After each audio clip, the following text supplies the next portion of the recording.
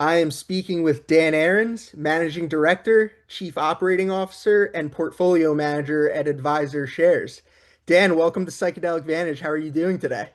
Doing well, doing well. Thanks for putting this together. Yeah, I'm really excited for this one to learn more about AdvisorShares, your background, PSIL ETF, of course. Let's get this started with your background and the work you're doing at AdvisorShares. Sure, sure. Well, AdvisorShares has right now 18 exchange traded funds open, listed on New York Stock Exchange, and some funds listed on NASDAQ as a primary listing. And we've been in business for over 15 years. Everything we do is called actively managed ETFs. And actively managed simply means it's not an index ETF. It doesn't mean it's overly active. It doesn't mean it's tactical, but actively managed ETFs. And I had previously been in the mutual fund business before that and managed some other mutual funds that got some notoriety. I created a fund called the Vice Fund back in the day that got quite a bit of press, and I managed it for its first 3 years. And it has some history as a five-star rated fund and a top performing fund at the time I managed it. But that was a pretty long time ago. So fast forward to today, AdvisorShares, we have a few $1 billion under management, but we're, very much smaller than, BlackRock, iShares, Vanguard, some of those biggest ETF shops. So we do try to specialize. We try to specialize in creating funds, investment vehicles that can be attractive to investment advisors to use with their clients and can be attractive to individual investors making decisions on their own. And that leads us to creating, not exclusively, but we have a number of thematic type funds that specialize in certain areas. And your show, of course, is about psychedelics, and we have the only psychedelics focused exchange traded fund ETF in existence. A couple years ago, there was a couple other small ones and they closed and liquidated. And we decided to stick through the rough times, keep financing this fund and to pay its bills and keep it open. And now, here in 2025, we're seeing quite a renaissance, if you will, in psychedelic stocks, and therefore our psychedelics fund that can be a holding place for a lot of psychedelic stocks all in one trade, and a convenient place for investors, we hope. Yeah, no, it's been great to follow PSIL ETF. Every night I wait for updates from Jungle Java on X to see if there were any moves made. And I always just find it interesting as a retail investor. I'm like, I wonder what a professional portfolio manager, what informs their decisions on when to sell, when to buy. And I'd love to ask you more about that as Sure. we move on here. But let's start with, so PSIL ETF. What Mhm. criteria must a company meet to be included in this ETF? Sure. Well, we have a prospectus and a website, and on our website at advisorshares.com, an interesting thing about that is besides seeing the prospectus, the annual report and the semi-annual report and fund fact sheets, there's lots of good information. But as an ETF, the fund holdings are updated each and every business day. It's transparent. It's there for people to see. And if an individual investor just wants to see what we're doing and then trade their own stocks, more power to you. You're welcome to do that. But yeah, the prospectus says that under normal circumstances, the fund's going to have at least 80% of its assets invested in companies that are in the psychedelics space. And usually that means companies that are making at least 50% of their revenue or at 50% of their assets tied to psychedelics. Sometimes it's a little bit hard to get exact numbers on, but that's why we're really getting into the nuts and bolts of it here. But a lot of people don't look at this level. every mutual fund out there, every exchange traded fund out there, they have a prospectus, and it almost always points to this 80% of the assets under normal circumstances.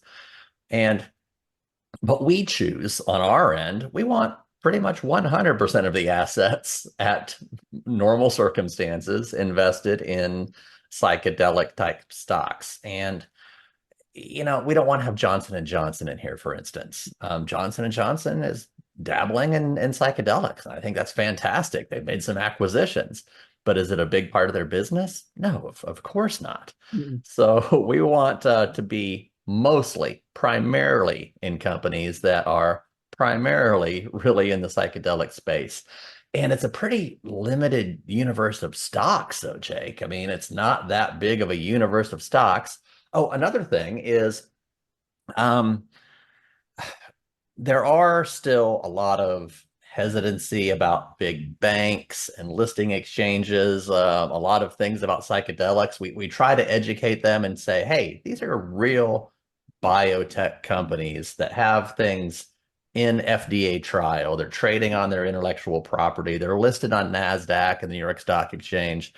And sorry if I'm going down a bunny trail here a little bit, but we only invest in stocks that are listed on the NASDAQ Okay. or the New York Stock Exchange or even the Toronto Exchange. And especially in psychedelics, there's some other micro cap stocks out there that are listed on, secondary exchanges in Canada or, listed in Australia and a few other places. And no, our custody bank and the rules and everything that we're under right now, they do limit us to those companies that are listed on NASDAQ, New York Stock Exchange, Toronto, and so on. Okay. Yeah. Thank you so much for that background. It's Sure. definitely it's gotten the universe of these stocks has gotten smaller over time. Yeah. For psychedelic drug development specifically, I think, at least from my mind, I think that's a good sign in some ways. It's easier to tell maybe who is doing serious work in this space. At least from my perspective. Yeah, you mentioned maybe there's some others that aren't necessarily specifically related to the psychedelic drug development space. One name that catches my eye is Vistagen Therapeutics. Yeah. I think they're a very interesting company. They have a big catalyst, potential catalyst in Q4. But yeah, let's get into the top holdings in the PSIL ETF. What are we looking at here?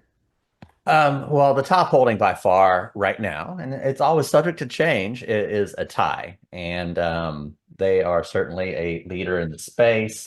They got an awful lot going on right now, and we're very comfortable having them as not only the top holding, but the top holding by a pretty wide margin. So there's a lot to like in a tie right now.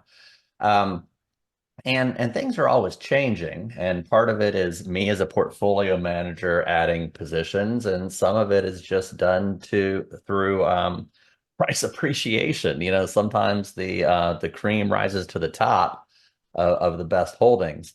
We got a tie. We got MindMed right behind it as the number two holding, and a pretty unusual one actually is Quantum. Quantum has been a top flyer, pretty volatile, but it's kind of risen up to the top, five holdings for a smaller, a little bit more unknown name. They have some interesting things. They're investing in cryptocurrency. They have a spin-off of Unbuzzed. That's a sideline that we also have in the portfolio.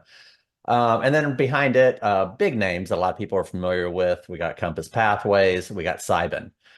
But this is another good time to point out again, if anybody wants to invest in individual stocks, knock yourself out. Please do. If you want to look at our holdings, please do. But it's such a limited universe. If it is a company that is on one of those major exchanges, if it's in the psychedelic space, we're probably going to put it in the portfolio Mhm. just because it's in the space. Now, we as, portfolio manager managing this thing, we're going to decide which companies we want to have up in the top, which companies we might have a very small foothold in and a small holding down at the bottom of the holdings.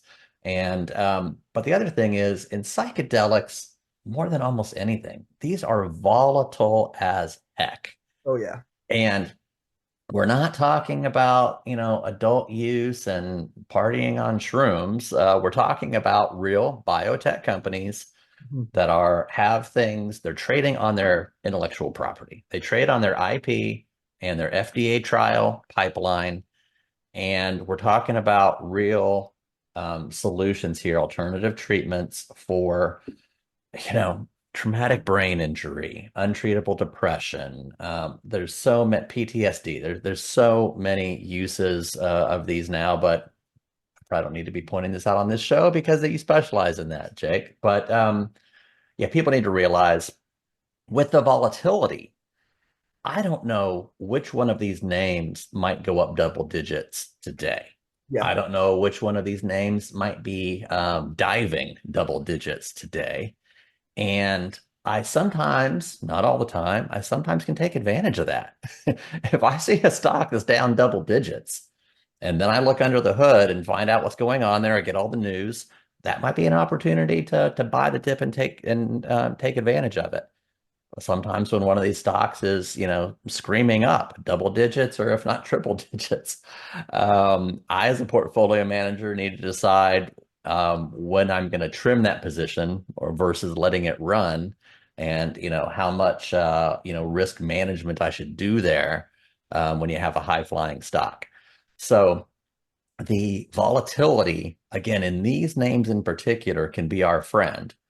And the other thing with this extreme volatility and all these names going up and down large amounts, you know, maybe it is smart for an outside investor out there to use the fund as compared to trying to pick the stocks themselves and trade them. Again, to each their own, but that's the beauty of the fund. You got all these names under one roof, and there's pretty crazy volatility in these sometimes.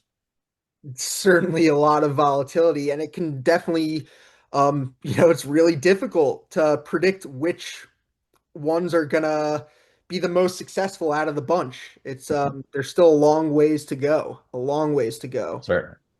And as a retail investor like myself, I'd love to know, what does the due diligence process look like for you as a professional portfolio manager? Well, there's a great deal of information exchange. That's the simplest thing. Okay. Now, some people don't understand that there's a difference between an analyst and a portfolio manager. Mhm. And some analysts make lousy portfolio managers. They really do. I take a lot of information from analysts. I read it all. We have some certain criteria that I look at, and there's some things that a lot of people don't know that analysts are graded. Analysts are graded on their reliability and their accuracy. And there's some analysts out there that are tied to, major brokerage firms and wirehouses that I don't know if they're very unbiased. And I might want to tune those out. Yep. There's other analysts out there that appear to be quite unbiased and have a track record of reliability and accuracy. Mhm. So we might put a lot more weight in those analysts. Yeah. The other thing, that I already mentioned, Jake, is if it's a psychedelic stock that's listed on a major exchange, it's probably in our portfolio Yep. because it's such a limited universe. I'm just trying to decide which to overweight and which to underweight.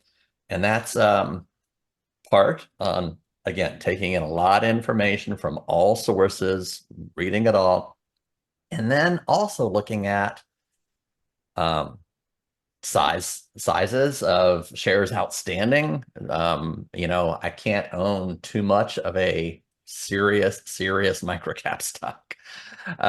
We're looking at the amount of trading volume, the amount of liquidity we have, and what we can own, and that's always coming into play and looking at these stocks. So again, it's a little bit different job as a portfolio manager, taking all the information, deciding where to weight things, as compared to now, am I getting boots on the ground at XYZ company and doing a site visit and we do some site visits. I mean, when we're invited and it's convenient, but most of those things are dog and pony shows. A lot of smiling and handshaking. You're not really getting the nuts and bolts of a company when you're doing a site visit. And again, it's really important for people to understand these companies trade on their intellectual property, on their pipelines that they have an FDA trial, and where that all stands. Taking in all that information is the most important thing. Absolutely. So Dan, actually, let me think how to phrase this properly here. I've wanted to ask you this question. Are there any, maybe names on your radar or in the ETF where you don't necessarily believe that in the long term it's a name you want to hold on to, but you see the opportunity for short-term price action? Um, are some names Sure. like that maybe included in PSIL or maybe outside that you have your eyes on? Yeah, it's no, it's a good question, Jake, and it's interesting because I manage some other funds that aren't psychedelics funds, and I might have a larger universe of stocks in those cases. So yes, I always have a watch list. We always have a list of stocks that could be included in a fund in a portfolio, but may or may not be, and we might add them and subtract them. Again, in PSIL right now, it's a pretty unique situation where major exchange listed real psychedelics companies, there's not that many. Mhm. So if it's a psychedelics company and it's listed on one of those changes, we're sticking it in the portfolio, but it might be down near the bottom of the weighting if we have reason to not like it or not to like it for the short term. But it's going to be in there. And it's a funny thing, and this is maybe a good pitch for a reason to use an ETF instead of trying to do it on your own. In this case, Mhm. again, investors are welcome to do what they want. I don't know if one of these stocks is suddenly going to go up 150%, right? I mean, these are wild card companies. Um, and we get all the information, as much as anybody can. And it's a funny thing, Jake, too, because it's such a unique space. All of the analysts that cover the space, they got me on all their email lists. They get me all their information for free. I mean, Yeah. if I'm a large cap manager at BlackRock managing, big tech stocks, people don't give you their research for free. You got to pay for that stuff. And but in the psychedelic space, um, yeah, all of the psychedelics aggregator websites, all of the analysts, everybody pretty much likes to share their information with us because it's such a unique space. It's a small space. It's still growing, trying to get to critical mass. So I get a great deal of information, is all I'm saying. And then I have to decide what to do with it. And again, sometimes in this fund, as compared to some other funds, I can be more active or more tactical. And sometimes that's just, buying what is getting beat up in the past day or the past week. And, sometimes trimming some gains off of the winners. Yeah. Okay. No, thank you very much for that breakdown, Dan. I gotta ask, so thinking about trying to do it on your own as a retail investor, a name I didn't have in my portfolio was Bright Minds Biosciences. Sure. How is it? I'd love to know what your emotions were feeling like when you saw that stock go from what was it, like a $5 million market cap and it traded up like 40x in like a day. Yes. Yes. Like that's an example of one. It was crazy. And hindsight's always 2020. So when a stock is going up that much, it's tough decisions. Do you ride the winner, or do you trim profits? Yeah. And yeah, we had some massive gains in that one, and we traded around it pretty successfully. Do we trade around it perfectly? No, no one can trade around it perfectly. But yeah, it was screaming upwards. We were taking some profits off the table, Oh, and as it was going up, and it goes up again the next day. You're like, oh, darn it, I shouldn't have taken some off yesterday. No, no, I sure as hell should have taken some off the table yesterday because that's just locking in profits and it's smart risk management. So no, that's a great example of a stock that can go parabolic in any short period of time. Um, Oh yeah. it's also, interesting because a lot of individual investors will also they'll use our fund in combination with what they're doing on their own, Mm. or even if they're not investing in our fund at all, they will look at our holdings. The other thing about an exchange traded fund like ours, it's listed on the New York Stock Exchange, and it's, very, very, liquid and easily traded, and you can all the things that you can do with an individual stock, like using limit orders and so on, trading intraday. It's a lot different than a mutual fund in that aspect. It's easily tradable. But I'm saying that because it also has options listed on it. So Jake, there's some individual investors if they want to invest in in a Thai and Cybin and similar stocks on their own, but then they use the options on our PSIL fund. It's another interesting aspect of exchange traded funds that help. When thinking about people who do go out on their own and invest in individual companies, I guess the good thing about an ETF is, I mean, if you own individual companies in the space, it almost has to be a second full-time job to follow what's going on and to really keep track of all the important information. But I was also thinking about because of the transparency of the fund. I remember Bright Minds actually in late 2022. It also saw a huge run up. I was actually holding it at that time, and as a retail investor, yeah, it's hard to know when to sell. Do you let it run? Do you take some money off the table? I remember I did sell everything when it ran up. I forgot at what price, but then there was updates came out from Jungle Java. I know you also have it on the website that you guys had sold some drug, and I was like, okay, I think I made a good decision. But yeah, no, it's the idea that the ETF it has so many different names. It's diversified, and it's well managed. Definitely important to look into. I'd like to ask you, Dan, what are some notable changes that you have witnessed in the psychedelic sector since starting PSIL? Well, there's no shying away from the fact that when we launched this fund and we had high hopes because for people that listening that don't know, we also are the largest cannabis ETF manager in the world. We have three different cannabis funds, and we're easily the largest cannabis fund investor, and there's a lot happening there.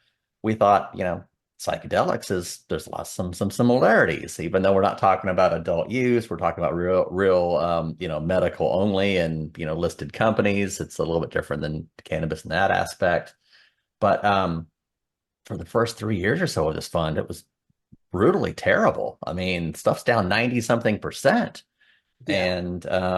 and there's no hope in sight. We did the stock price got below or the fund price got below $1 and we did a reverse split.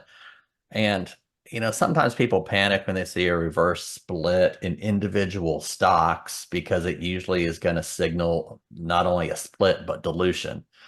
There's no such thing in an ETF. An ETF is just you add up all the stocks in the ETF, you divide by the number of shares outstanding, and that's the price.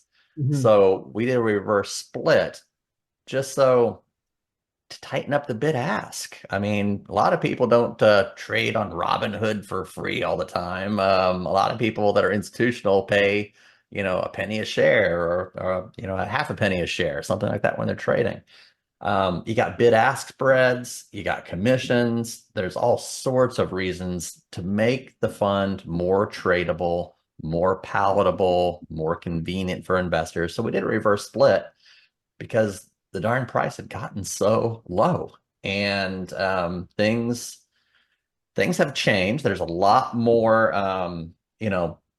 public acceptance, open-mindedness about alternative treatments. Yep. A lot of people are realizing that our country, if not the world, is way over drugged on prescription medications, ADHD drugs, opioids. I mean, all sorts of things from big pharma. So I don't know, public sentiment for psychedelics has changed a great deal. But then one of the biggest moves was, RFK getting into the head of the HHS. Was. And one, that's a big change in public perception, but it's also real change taking place. And so these real psychedelics companies that we invest in are really seeing a big bid ever since RFK got in the seat, and we're seeing it in the performance recently.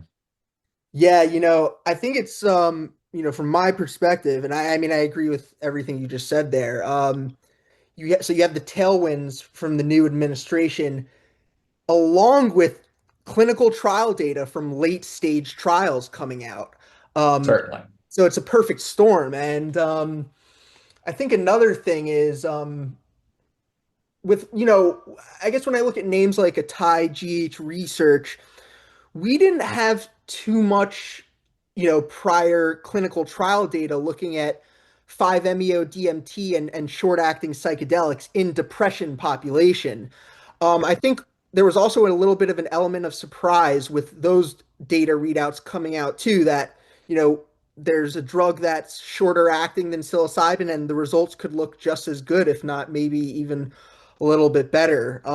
But yeah, it's so I'm actually keeping eyes on names where maybe they're working with drugs that don't have as much prior evidence, but there's also some data to suggest it could look good if it comes out, but involves a lot of speculation sometimes. Yeah, well, when we were launching our fund, we knew we were early. We knew we were very early to the party, but would you rather be a year or two early than be a day late? No. So let's be early.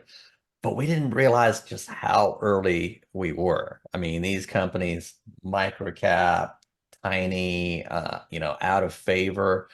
But what you just said, Jake, is yeah, where were they? Because I already said multiple times, these companies trade on their intellectual property, their IP, their FDA trial. And when you're early, no, those most of these companies didn't really have, they weren't far along in that pipeline. That's right. So we're seeing that natural progression, and that natural progression is it's painfully slow in this business of FDA trial. Yep. Um, so yeah, we're seeing a lot of viable, real treatments moving further down that FDA pipeline, getting in those second and third levels, and that didn't exist 3 years ago. So no, there's a lot of things happening in the right progression now. These companies are getting further in the pipeline. They're getting more serious. They're getting, some of them are turning from pre-revenue companies to real revenue companies now. Mhm. And still, the IP, the intellectual property, the FDA pipeline is the most important thing they trade on. But again, if you look at the juggernaut that is a Thai now, they're a fantastic company, and I don't think there's any stopping it. I mean, I'm certainly really very biased towards the Thai. I share, of course, that I'm pretty overweight them in my neuropsychiatry drug development portfolio. They've really executed the past year or two. There was a time where um, people were maybe questioning what their catalyst table would have looked like for 2025, but the acquisition of Beckley really, I think, turned things around overnight for them. Yeah. It's also excited to see yeah, there's other news flow that could be coming this quarter, Q1 as well. So I'm definitely keeping my eye on that. And it definitely makes sense to see that it's the top holding in the ETF, and I'm a fan of a lot of the different companies in there. So, Dan, again, thank you so much for coming on the channel. The last question I'd like to leave you with here is, yeah, what are you most looking forward to seeing in the coming months, the coming years in relation to the psychedelic drug development space? I wish I had a silver bullet, something major to tell you, but I don't. It's just continued marching forward because, again, FDA pipeline, more and more and more public acknowledgement, public acceptance of these alternative treatments are really, really needed. And there's some good advocates for the space. Of again, athletes that have had traumatic brain injury, veterans with PTSD, all sorts of things that these treatments can help with.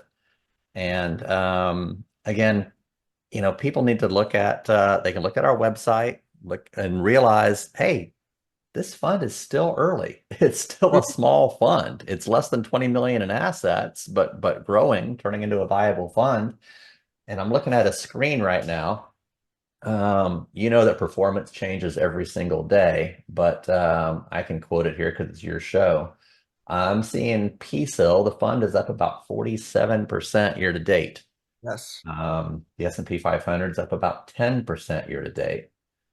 But if I zoom out a couple years, uh-oh, the fund's down over the last 2 years about 10%. Over the last 5 years, it's down about 80%. Mm. So, well, since inception.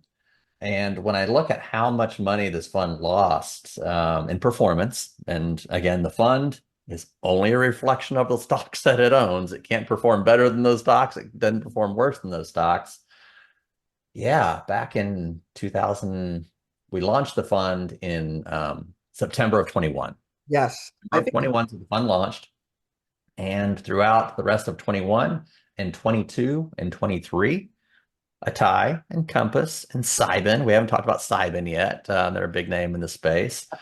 Those stocks all lost 70, 80, 90%. Now, yes.